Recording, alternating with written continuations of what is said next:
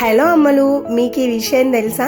మనం వండుకునే వంట రుచి అనేది మనం వండుతున్న పాత్రలు డిసైడ్ చేస్తాయని చెప్పేసి. అవును, కొన్ని వంటలు కొన్ని వాటిలల్లో చేస్తేనే వాటి రుచి అనేది నెక్స్ట్ లెవెల్కి వెళ్తుంది అన్నట్టు. అలాంటిదే ఈ చాట్ కూడా.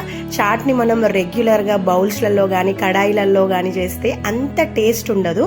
అదే మీరు తవా మీద వేసి చూడుర్రి, నెక్స్ట్ లెవెల్ ఉంటుంది అనమాట.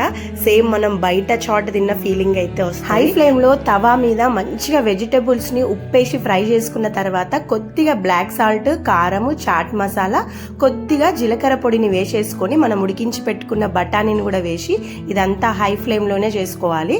పచ్చిమిర్చి, పుదీనా, చింతపండు కలిపిన నీళ్ళనైతే కొద్దిగా యాడ్ చేసేసుకుంటూ హై ఫ్లేమ్ లో బాగా కలుపుతుండాలన్నమాట. ఫ్లేవర్స్ అన్ని బాగా మిక్స్ అయిన తర్వాత కొద్దిగా కొత్తిమీర వేసేసుకొని సర్వ్ చేసేసుకోవడమే అన్నట్టు. పైనుంచి సేవ్ కానీ ఇట్లా కార్న్ చిప్స్ కానీ వేసుకొని ఆనియన్స్ వేసుకొని తింటుంటే మస్తు ఉంటుంది అన్నట్టు. బయట దానికన్నా ఇంట్లో వేసుకున్నది ఇంకా మంచిగా అనిపిస్తుంది. మీరు ఖచ్చితంగా ట్రై చేయండి. అండ్ ఇది చాలా హెల్దీ కూడా. దీంట్లో వాడే ఆయిల్ మనం చాలా తక్కువ అనమాట.